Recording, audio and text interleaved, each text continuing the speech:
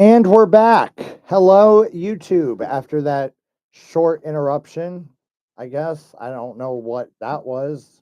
I guess I got limited on how long I could be in the stream, or it might be my internet connection not reaching far enough out in this gaming studio that I lost connection for a second. Should look into a range extender. I have a box. Maybe if I open the door, maybe that helps. Oh, that's not. I promise you that makes no difference. I'd be surprised. Look at my bars now. It's full bars once I open that door. That is so weird. Yeah. Like that's not supposed to make a difference. New door. I don't know. It's a brand new door, pretty much. Is it metal? No. I don't know. Hmm. I don't know why. It also cools off the room once I open that door too, which makes sense. But well, yeah, that makes sense. Because that's like the only reason it should interfere. Anyways, where were we? Belts? Or yeah, belts. Well, we got on the subject of AEW and some of the drawbacks of their programming, but we don't have to harp on that because I'm not saying anything that people don't already know. Right. Just watch the. I don't want to sound too much like a negative Nancy because I do have friends that work for AEW. Right. Like, I legitimately know Lee Moriarty. Like, okay. I worked on shows with him. He was there when I almost died. Oh wow. Like that was a thing. But for those of you that don't know, I almost died in a ring once. Now watch my connection's gonna drop because she shut the door a little bit. That is so weird. I know. Welcome to the weird ass house. Right. What is your, and this is going to be a very broad question here. What is one of your favorite things about wrestling? Like, what does wrestling do that every time you see it, you're just like, that's why I love this business?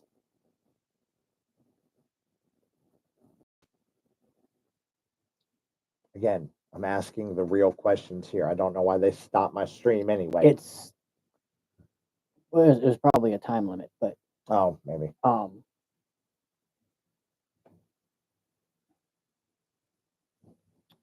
Crowd pops,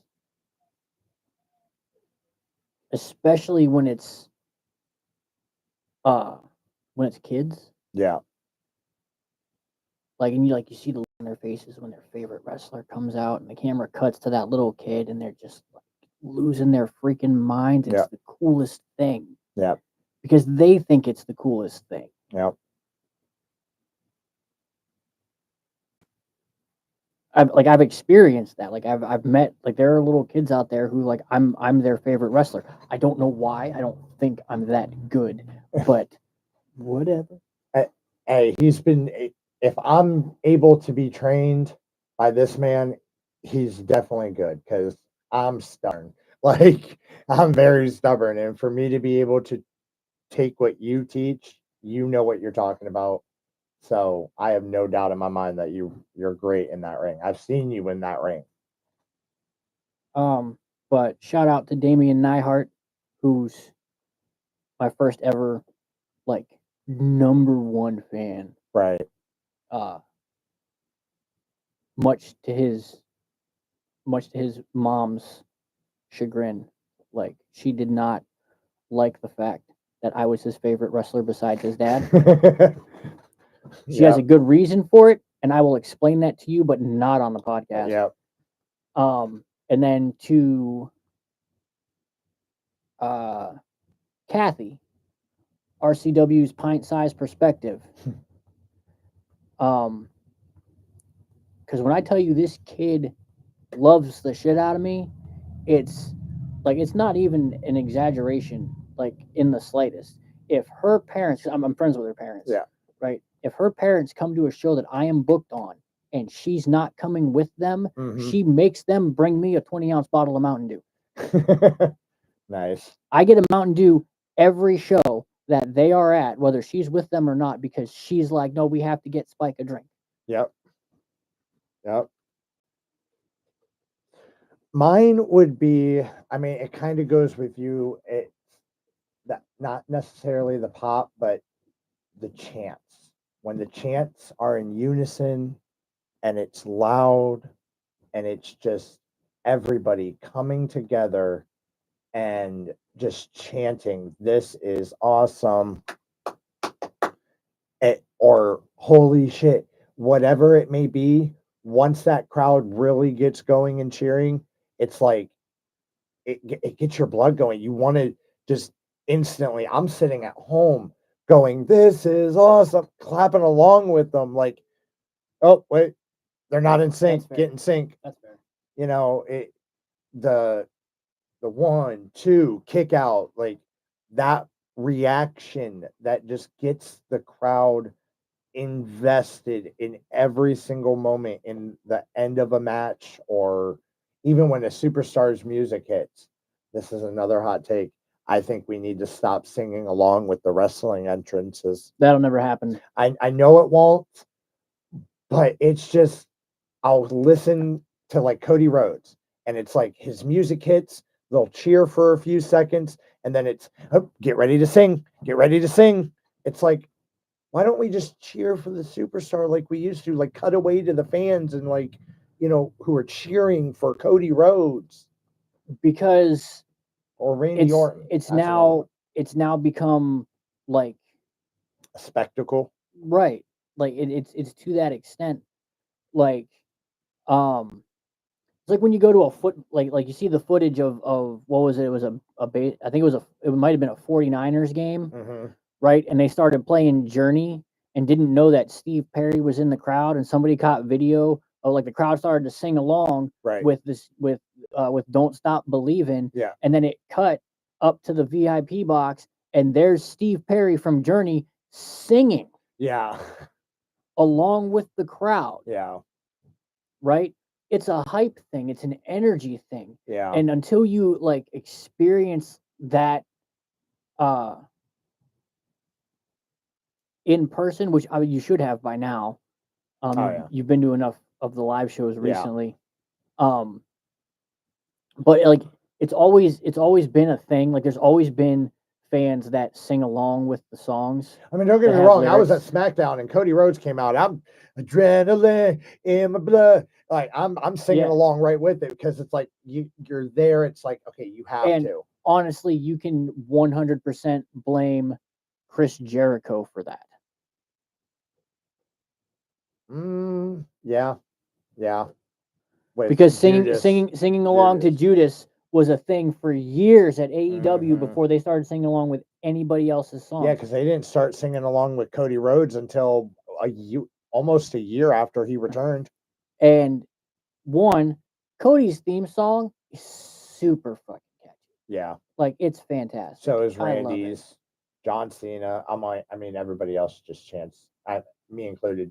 John Cena sucks, even though I think John Cena's great. Right. It's like the Kurt Angle thing that was really the first one where the crowd actually Right. got involved. Right, but that was a little bit more of like that was a little bit more of a chant Yeah. versus like people just belting out the lyrics. Yeah.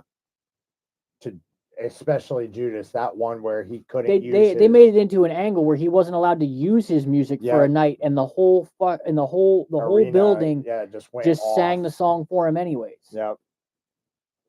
Didn't they do that with Punk or no Edge? Or I should say That Adam Alter Bridge Copeland. song is fantastic too. Yeah.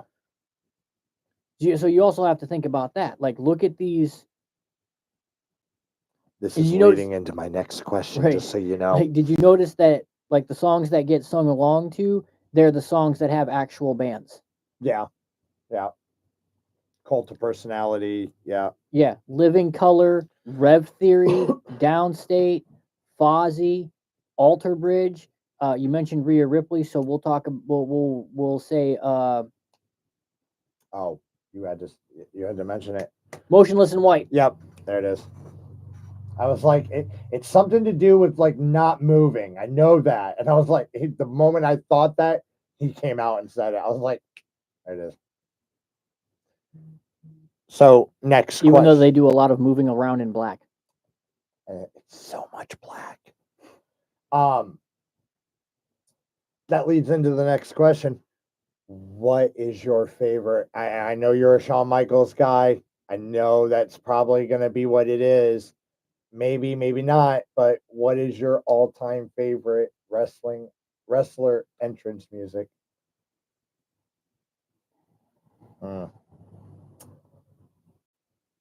It is a bit of a tie. Okay.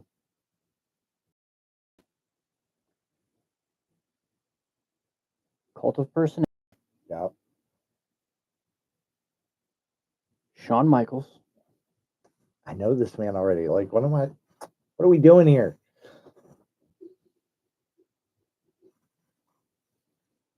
And now I can't remember the third one. Oh, There is a third one. there is a third one. Is it Chris Jericho? No. Judas? No. It's not. Jeff Oh, Hardy? it's King of Kings. Okay. Like, I you know might what? I'm ruffle- gonna throw a fourth one in there because I still listen to it to this day, even though he doesn't use it anymore. And I'll say top 1%. Okay. Like EC3's WWE entrance music was wonderful. Yeah. I listen to it when I go on walks. It's that one where you can just like it gets the blood flowing because it's like that sudden like Yeah. boom, boom, boom. But the one surefire way to, because I can watch wrestling and do anything while I'm watching it. Yeah. Right. And I'll still be like aware of what's going on. What happened, what's going on. But Yep. listen, you want me to stop in my tracks? Hit Shawn Michaels' music. Yeah. Hit CM Punk's music. Yeah. Hit Triple H's music. Yeah. I will stop. Yeah. Like, To what? watch that entrance. Yep. All right. You ready for mine? YouTube. This is gonna be a hot take. Right to censor. No, I'm just kidding. I'm just kidding. I was ready to walk away. I was gonna be like, just I'm done. He's done training me. Ladies and gentlemen, my professional career has stopped before it even you're started. fired. I'm fired. No, it'd have to be Cult of Personality would have to be up there. Mainly because I was at SummerSlam and I got to hear it live. And it just Fun story. Oh, it was so much fun. In 2012, Mm-hmm. or I'm sorry, 2011, when I was still training, like before I had actually worked a match. Yeah. All right. Right before CM Punk started using Cult of Personality, I had a conversation with the person who was training me about using Cult of Personality as my entrance music. You have no idea how like bummed and happy at the same time I was. Yeah. To be like, man, like, I can't be mad, but it's like the same way with me and like my brother with like our wrestling finishers. Like I had one where it was Andrew had came up with it for me. The You're gonna get tired of me TKO. saying this, but you're not far enough in your training to have a finisher yet. I know. I'm talking about when we were doing it in his in his apartment's basement. Like our finishers there. He created the spinning TKO for me. I can't use that now. So I had to, I have to like come up with my own now and then, work on other ones and workshop and Wait, everything. why can't you use that now? Because Rick has it as a finisher, I was told. I don't care. Oh, okay. I was just told on one day that that can't be my finisher. But it's a spinning TKO and I make it look dang good. I'm also big enough to actually perform that move and do it properly. If we're, not going to hurt the person. The solution to that is don't do an F5.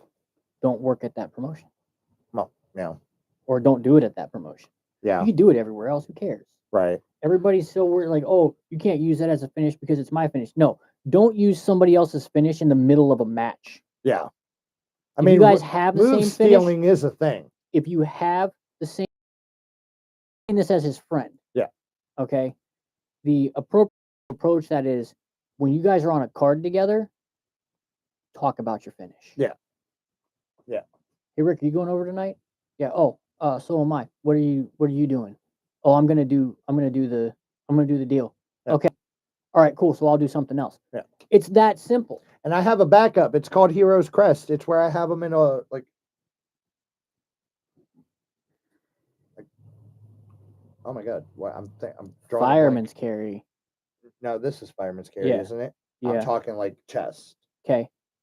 And then I spin them around and into like almost a side effect. I just don't sit down. I do it like a body slam. The one and only. Yeah. Yeah. Okay. I can do other ones. I was thinking like a feast your eyes type of deal. There's not enough people that can take that. True. The important thing about a finish is that you have to be able to do it on anybody. Yeah. Also, don't do super kicks in the middle of your matches. I will yell at you for that. I don't like doing super kicks. I really don't.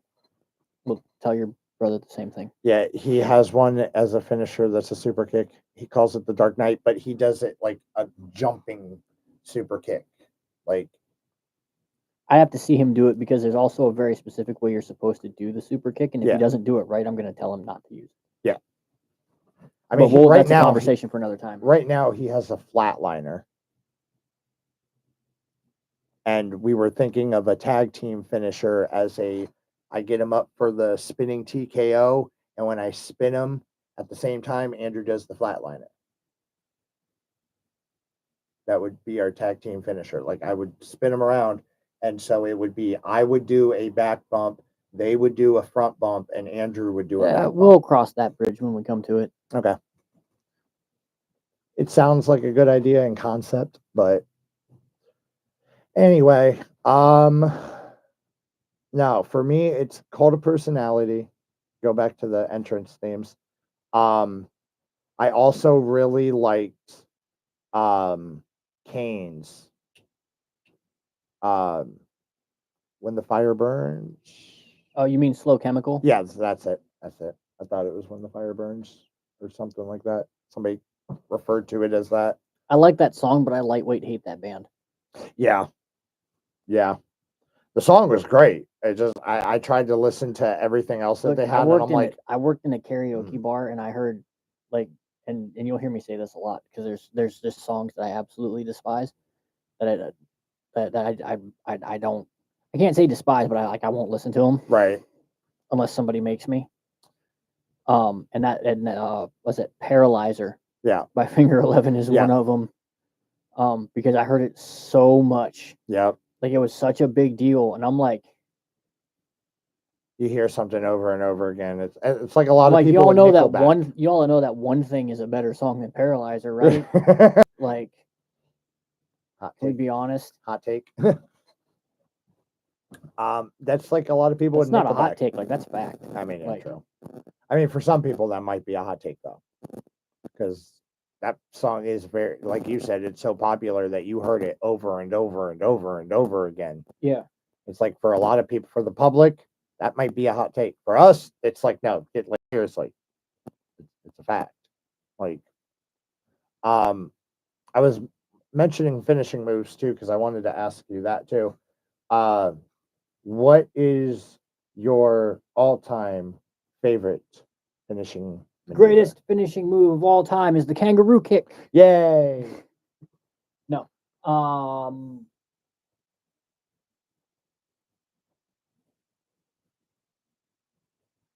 Dude, the RKO is just so great.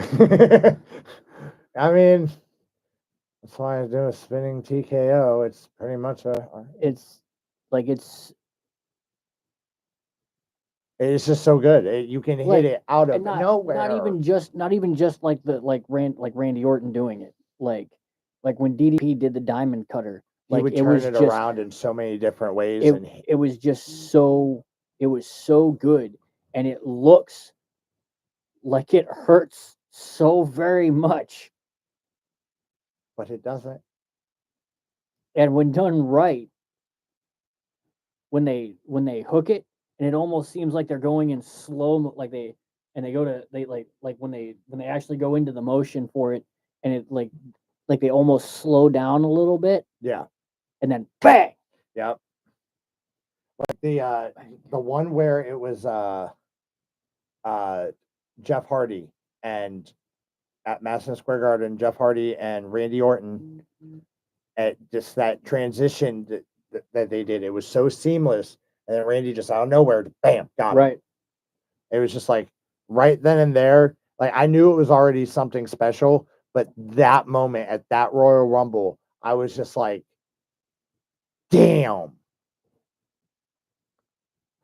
The clincher for that move is Randy Orton versus Seth Rollins at WrestleMania. Oh, yeah. I mean, a lot of people talk about the Evan Bourne one too, but in my personal opinion, I've watched it back a few times. Randy didn't really hit an RKO on Evan Bourne. He didn't get there. He didn't do it in time. Just like the one with JD McDonough at I think it was War Games. Yeah. I think their timing was, and it's just a timing thing and a moment thing. One person moves just a little too early and it throws off the timing. But he hit a pop-up RKO off of a guy whose foot was on his back. So it's not pop-up, it's not up, down, it was up and down. he was way up. Yeah. Yeah. Down. Yeah. Like Seth had no other option but to just like, it was so great. And the power it took to perform that. And I did hear in an interview, they said they did not practice they that did not move. practice that. They got in the ring and Orton was like, "You think you could do this?" And Seth was like, "Yeah, probably." Orton was like, "Okay, we'll see you out there." Yep. Bye. And I guess it's the same. Like Orton doesn't like to bump unless he has to. Yeah.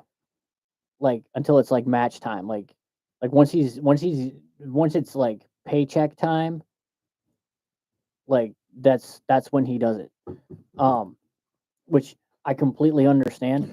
Which is why I don't take a whole lot of bumps when you guys are training. Yeah. And look, it's like I tell me how to take the bump. I take the bump. Look, like I'm old. Yeah. Okay?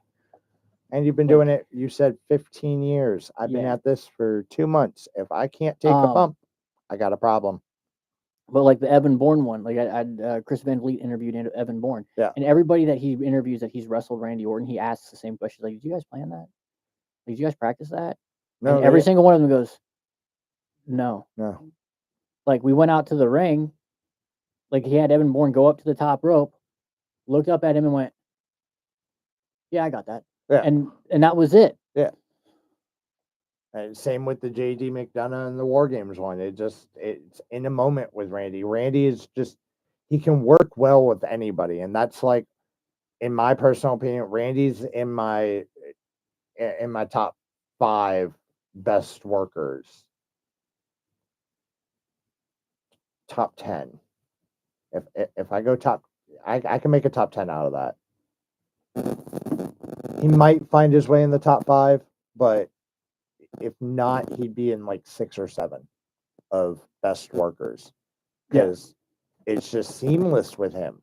He's been at it so long and know him. But anyway, I think we're going to end it here for like a solid place to wrap it up. Yeah. So, Spike, I want to thank you. You did mention Marcus Knight. Marcus Knight will probably be showing up on one of these podcast episodes in the next coming weeks, probably towards, I think we said probably August 30th was his next event up here in the Akron area. So he said he would come down and do an Rubber episode. City Wrestling presents The Art of War. Oh, yes. Any plugs? Be my guest. It's, you guys should show up. I I am going to be taking a break. I know I just started this series, but I am going to be taking a break because next Saturday I'm getting married, and I'm getting married in Canada. So I will be out of the country while I'm getting married. I will be back next Maybe Monday. I'll just go live from my house by myself. That would be fine with me. You could do a podcast on your own. Until next time, ladies and gentlemen, like, subscribe, leave a comment, follow, whatever you want to do. I don't care. Love you. See you guys later. Oh, and there we go. Peace.